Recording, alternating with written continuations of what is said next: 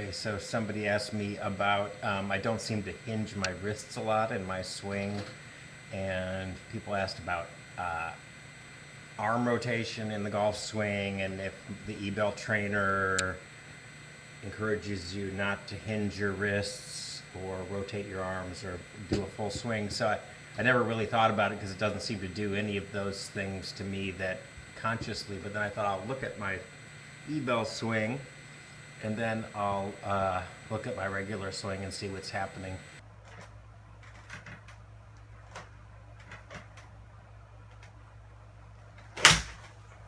So I would say one thing, it does encourage a more compact swing, probably. For most people, that's probably a good thing.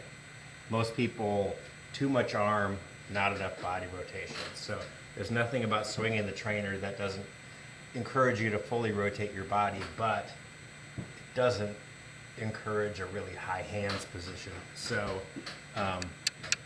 anyway, for me, but I think you could still use it because you're applying a substantial amount of force in the backswing.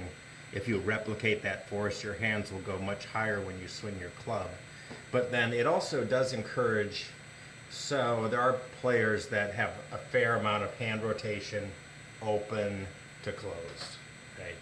So you think of that movement through the ball, like you come in and then close the club.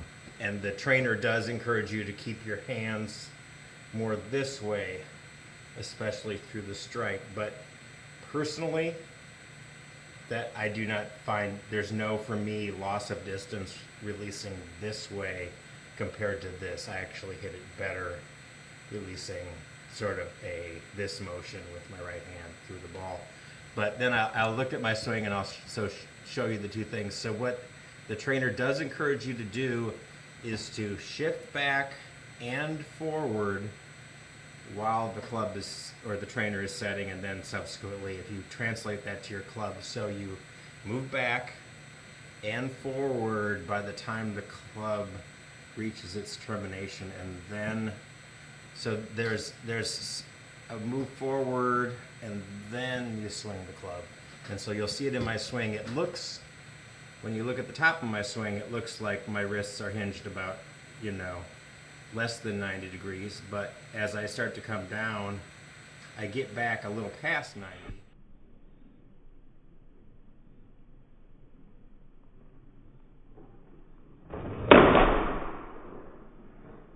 And so for me, if I went way past 90, I would start throwing the club much earlier. But since I'm coming a little short, when I come down, I actually retain more angle through the ball. So I do think my experience is